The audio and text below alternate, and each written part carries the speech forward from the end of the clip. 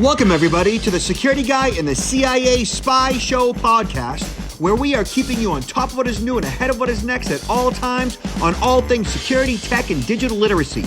Knowing that when good people like you want to make sure that their money, their family, and their business is safe and secure from attackers, hackers, and thieves, or you just want to make sure your tech is running smoothly, my name is Robert Siciliano. I am the Security Guy, and along with my co-host, Peter Warmka, who is a real and retired United States CIA spy, we will give you every single tool, tip, tactic, and skill that you need to fight the bad guy and keep your physical and digital life secure, worry less, and even make you happier.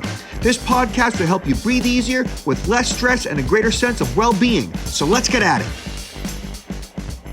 And welcome to the Security Guy and CIA Spy. I am Robert Siciliano, and this is Peter Warmka. Robert, how are you?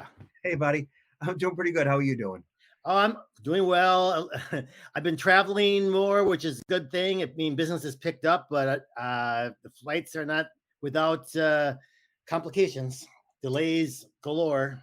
Yeah, I have done a bit of traveling myself, March, April, a little bit in May, and I almost missed a couple flights. I was delayed a bunch of different times. I had a flight canceled, and it's messy. And the worst part about it is people are as impatient as I've ever seen them in my entire life. Patience is gone, and nobody has it, or too few people have it, and yeah, it's taxing to say the least. It was a related story. My wife and I went to we live in Orlando, right? We went to Tampa to see a baseball game between the Rays and the Milwaukee Brewers, and we came out and we went to not too far from the stadium. We went to a Wendy's, and we were in Wendy's, and there was a lady with her young daughter, and there was another lady with 3 little kids, and all of a sudden there was a commotion at the drive-through. And the guy started pounding, he was in his vehicle and he started pounding at the window for them to open it. They didn't. He parked his vehicle there. He ran inside and he started screaming. And you could just imagine, you could see the faces of everybody in in Wendy's that were just like terrified, because when you see something like that, you don't know what's going to happen, right? You just don't know. Fortunately, it didn't escalate to a point where it got physical, but I mean, it got pretty scary there for a minute. And no patience. The first thing you would say is, well, did he have a gun? Did he start shooting? Like, because now that's what's going on.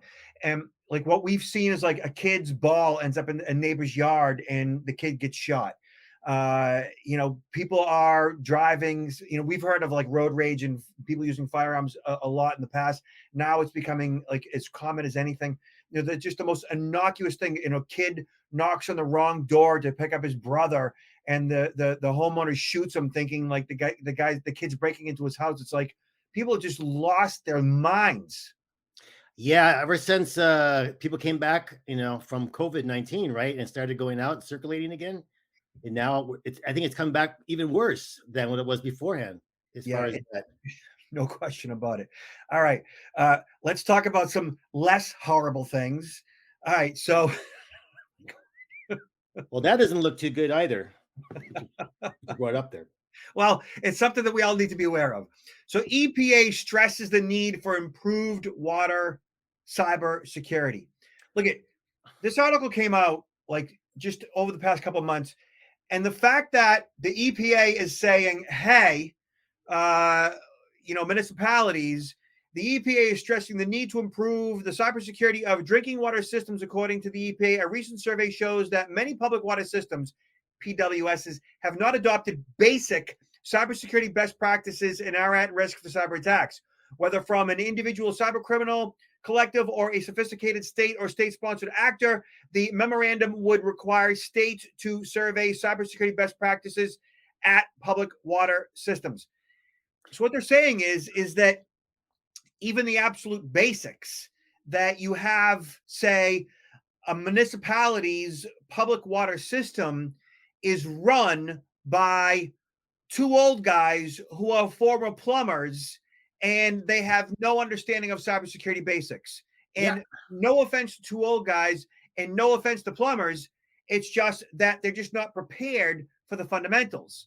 And so when you go to the EPA's website, they talk about the EPA cybersecurity water sector and what needs to be done, and you click on the basic training, right? And it brings you to a video which I watched, and it's about cybersecurity, and it is as 101 as it gets, which is fine, because if that's what they need, if they need 101, fine, but they need to take it up several notches as quickly as possible, Peter.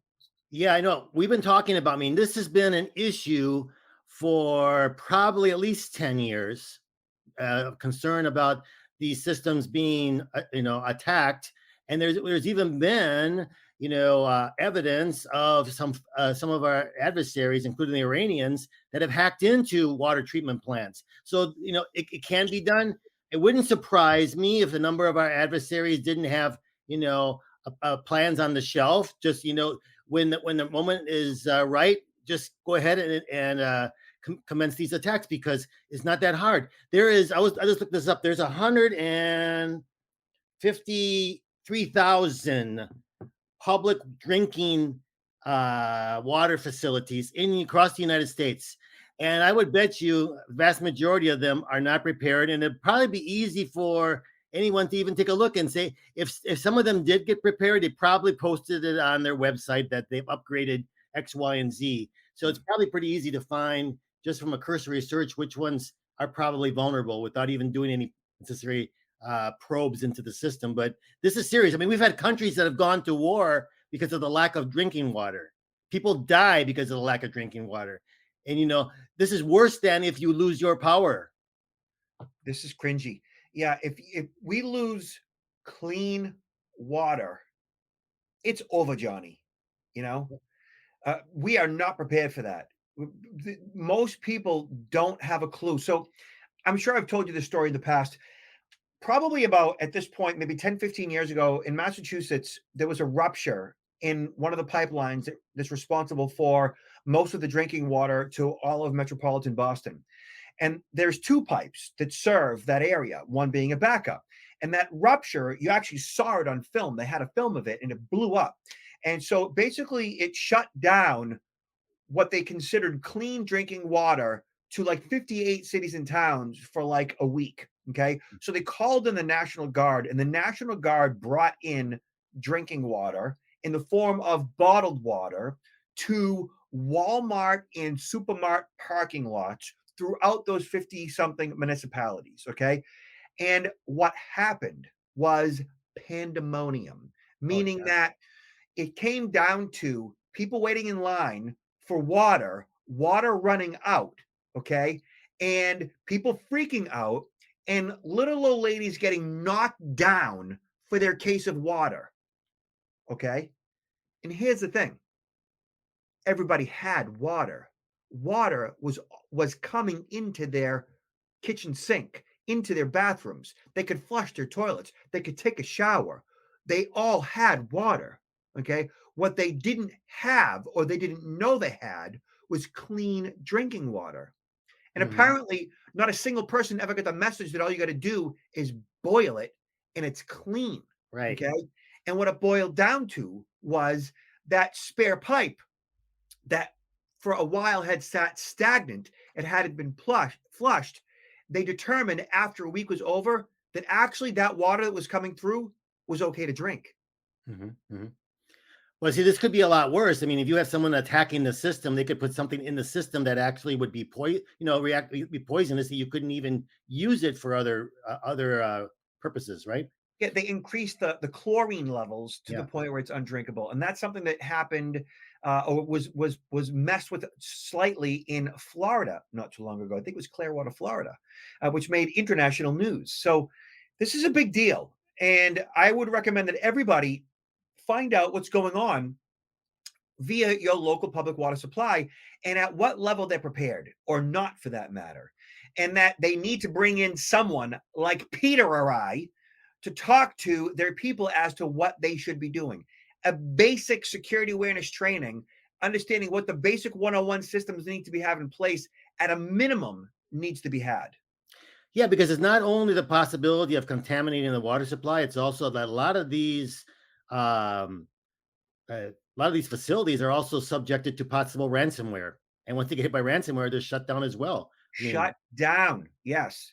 So we will provide links to the Security Magazine article and the EPA's website in the show notes. And this is this one is a big deal. I would suggest that not only do you follow up and find out what's going on with your local municipal, water supply, and or talk to the mayor, talk to the city council, talk to the city aldermen, whoever, right, governor for that matter, and then you need a water backup. Peter, I have at this point, I think maybe 150 gallons of backup water that should last me like a good 6 to 8 weeks, maybe. mhm. That may or may not include bathing, but it definitely includes drinking and cooking. Yeah, we don't have quite that many, but we're in the process of stocking up now because hurricane season is just starting, and that's the biggest concern, when it comes to hurricanes, loss of power, and especially loss of drinking water. So I would everybody here is recommend, beginning to stock up. yeah, getting the 5 gallon jugs that you see at the water cooler. Those can be had for $20 on Amazon. Sometimes people throw them away or recycle them. I would grab them from your neighbor if they're getting rid of them and refill them. And you could buy the caps online for like $1 or $2 each. And then have purification systems. You can get tablets to do just that. And then there's something called the water bob. So Google it, water bob. It basically is a liner that you put in your tub, and you can fill your tub up with water. Hmm. Pretty cool. Good suggestions. Yeah. All right. So next in line, check this out, Peter. So hackers leaked over 721 million passwords in 2022. It only gets worse. It never gets.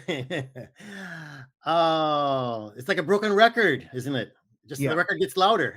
Yeah, and scratchier. So there's no simpler way to hack someone's account than to enter their username and password. In fact, threat actors routinely leak users' login credentials on the dark web, where they can be purchased by cybercriminals and fraudsters to commit further cyber crimes. According to researchers today by cybercrime analytics provider SpyCloud, researchers discovered 720 plus million exposed credentials. Many of these credentials were harvested from third-party business applications exposed to malware. To make matters worse, Peter, researchers found that 72% of the users whose credentials were exposed in the last year, breaches were found to be still using already compromised passwords. I believe it. It's gotten to the point where you can harp on this so often that I think maybe the only solution is going to be getting rid of passwords entirely and using another system. And I know there has been some development of systems, at least for companies, where they might be able to do that. And maybe we'll get to the point where the consumer will be able to get on a passwordless system. I don't know. We're on our way. Passphrases and so forth. We are on our way. Google and Apple and others are rolling out various systems where they recognize the device, they recognize your IMEI address, they recognize your IP address, and once you are authenticated, you are authenticated for a good period of time. But we have not phased out passwords quite yet. So on my site, protectnowllc.com, we have access to 13 billion stolen credentials, including email addresses as usernames and passwords. So check if your password has been breached. Password checker. So you should not have a password. You should have multiple passwords. Okay. So give you an example. If I type in, check if your password has been breached. If I type in, I don't know, 1, 2, 3, 4, 5, 6 consecutive numbers, and we do a quick check, 1 through 6 as a password, has been used 37,615,083 times. That's the epitome of dumb. So, but I mean, for example, though, it won't pair up. This database won't pair up your username with the password. It's just showing how often that password, which you thought was unique, let's say, whoa, there are other people using the same password. Exactly. If I type in PASSWORD, then we get, I don't know. Oh, wait a minute. Hold on. Oh, that's in caps. That's 112,000 people are using password in caps as a password. Let me do it in lowercase, PASSWORD. So lowercase password, 9,659,000 times. It sounds like a very good tool. I would encourage everybody to just, I mean, even if you think you're doing a really good job, it doesn't hurt to take a look at, how many other people are using your password. This is so bang your head against the wall. I just can't even get over it. Okay.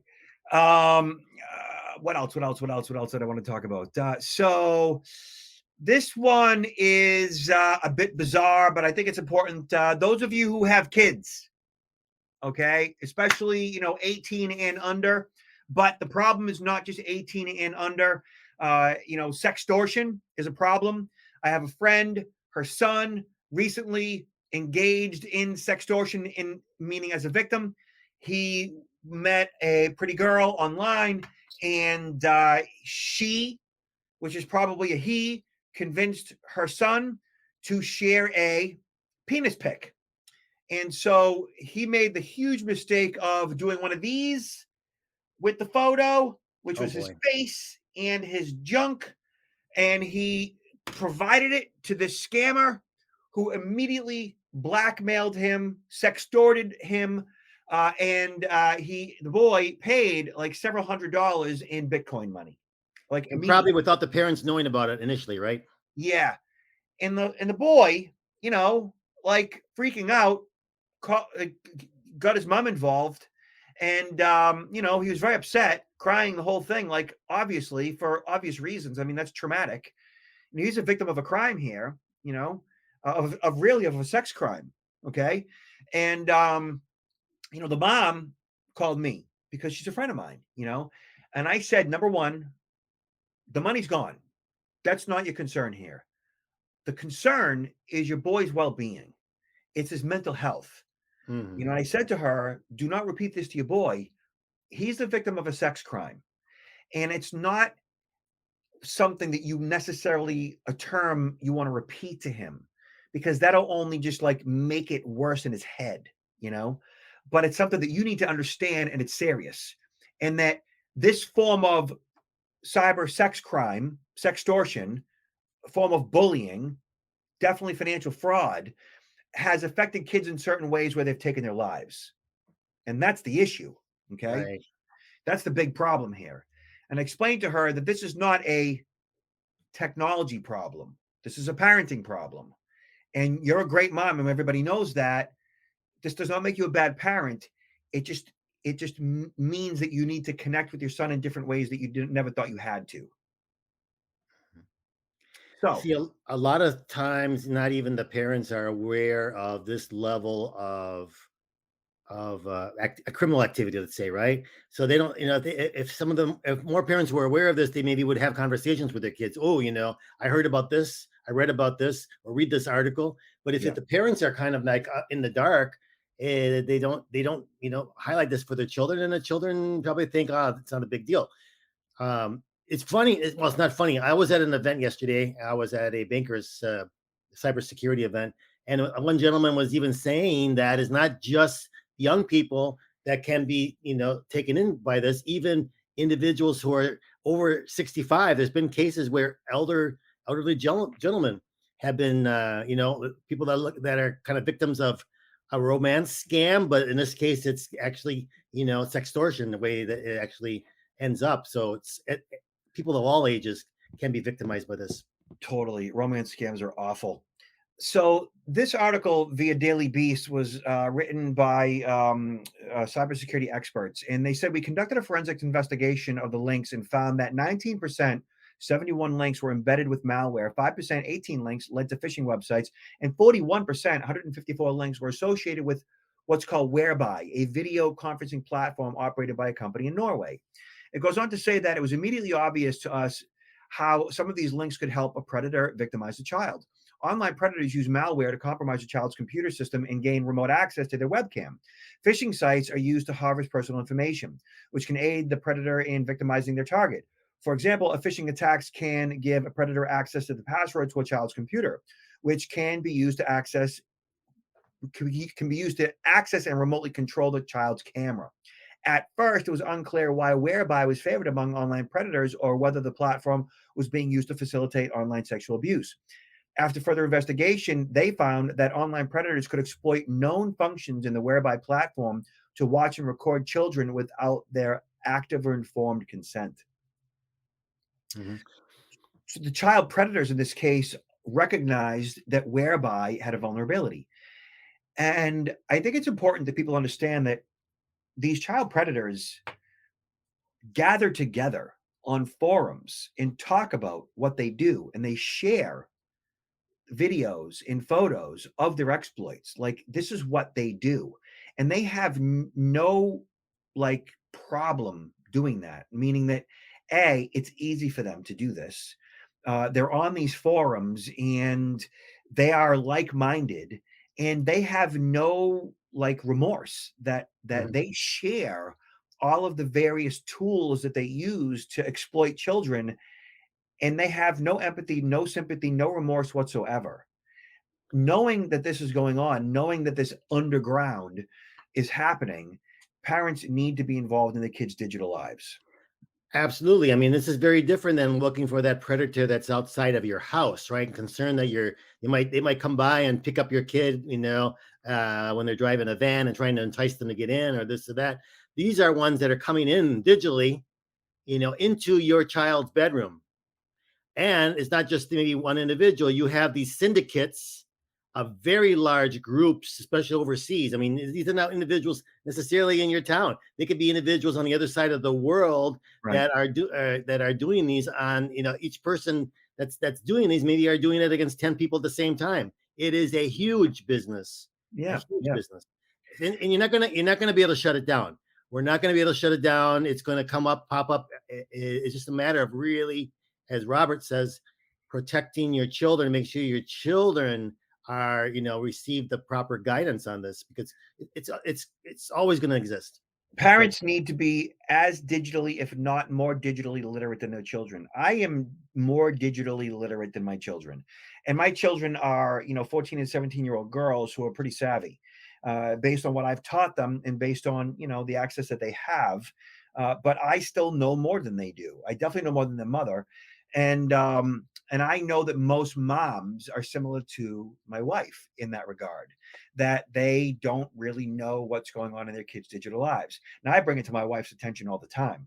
But, being the mom of a 14-year-old and a 17-year-old, she's fully invested in their development. She has only so much bandwidth to invest in their digital lives. She understands, she's engaged, but does not fully comprehend the repercussions of what could happen. And that's most parents. So get involved, parents. That's all. mhm, Okay. And while we're talking about kids, last but not least, in their digital lives, TikTok says via Gizmodo that it's never seen this type of content trend after teen dies from Benadryl challenge. Okay. So, teen Jacob Stevens from Ohio took more than a dozen pills of Benadryl when participating in a TikTok challenge. He died days afterwards. It's a really sad one, Peter. So I the know. TikTok responded to the death of the 13-year-old Ohio boy who overdosed while participating in the Benadryl challenge on its platform, stating that it had never seen this type of content trend before and had blocked searches on the topic for years. The social media platform's response came days after Jacob Stevens died after spending nearly a week on a ventilator. The teen was at home with friends who were recording him when he took more than a dozen Benadryl pills as part of the challenge, according to the local media outlet. Stevens then started seizing and was taken to the hospital, where doctors and teen's family said he would never wake up. So I think we all have like an immediate reaction to this. And what's your immediate reaction, Peter? And no judgment. What's your immediate reaction to this? To me, I mean, it just sickens me. It makes me so sad because, we have a young kid that, what kind of wanted to be, take up the challenge because he's watching us, on TikTok and, other social media platforms as well, these different challenges without understanding what the consequences are. It's all kind of fun and games, right? It Yeah. makes me wonder, is are any of our schools having educate. I mean, there's a lot of talk about, sex education, right? I'm not going to get into that, but there's a lot of discussion about that. So many of the schools are providing a certain level of sex education. But is there any sort of education in the schools regarding these types of issues? Okay. Apparently, it doesn't look like it. I mean, I'm not aware of it. Are you, Robert? Yes. So a couple things. Let me respond to what you just said. So number one, you are far nicer than I am, hands down. Because my reaction is, how dumb could somebody be? And the reality of it is, they could be 13-year-old dumb. And I remember being 13, and I was dumb. Okay. I didn't really smarten up until I was like 53, and I'm 54. So it's taken me a while. Okay. And I can see how a 13-year-old could just be so dumb. And then the next question is, well, where are the parents? And that's always the next question. And I know where the parents are. Clueless. And I can't blame the parents and I can't blame the kids because it's just like, I mean, yes, the victim is, while they're not responsible for what happens to them, they're in the best position to prevent it. And while the parents, are there to parent, how are they even supposed to know that a 13-year-old is so stupid to take 13 Benadryls? Like, it's just so unbelievably, ridiculously dumb that you can't even imagine that that's something that would end up on video and on TikTok for that matter. And then it's a challenge. Like, that's how ridiculous we as a culture and a society have become. Mm-hmm. And so it's just so important that parents are involved in their digital lives, that they are that aware. Like, if you do a quick search for most dangerous TikTok challenges, you'll see, 7 dangerous TikTok challenges kids fall for. The blackout challenge has been linked to 20 deaths. Like, it doesn't take much to find this resource and scroll through and find out what the hell is going on out there with our kids and what are they doing that's just so ridiculously dumb. The risks that we faced as kids would be overdosing, like on regular drugs like speed, right? Or cocaine for that matter, or alcohol. Now it's like Benadryl or a variety of other over the counter or pharmaceuticals that their parents may have access to. I mean, that's been going on forever, right? Mm-hmm. Dying of, car accidents, like, because we sped. Like, I don't even know how many times I've done in excess of 100 miles an hour. And the fact that I'm still here and I haven't killed anybody, as a teenager. But now parents, knowing that this is a thing, spread the word, please. Yeah, we shouldn't be able to plead ignorance, right? The information's out there. That's it. The information is out there. All right, Peter. So, all that being said, tell everybody where you're at, what you got going on.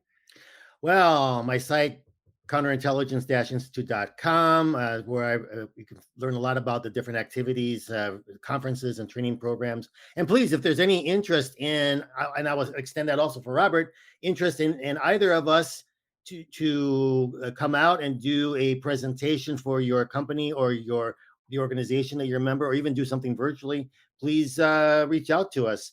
I'm on the road more and more now, and as people are getting back into the swing of having in-person meetings, I'm also doing some writing. I'm going to be unveiling another book, my second book, during the next podcast. So I don't want to go into that yet, but I'll unveil it next time. What about you, Robert? I can be seen at protectnowllc.com. And I would say go to any of the drop downs as a cybersecurity speaker, trainer. We have e-learning, and you can download our speaker topics PDF at protectnow.com/cybersecurity speaker. It's all right there. We'll include that in the notes. Peter, last words. Stay safe out there, and also, look after your children, look after your loved ones, and make sure that they're staying safe as well. We need to be guardians of our fellow loved ones. We do. And just be nice to each other.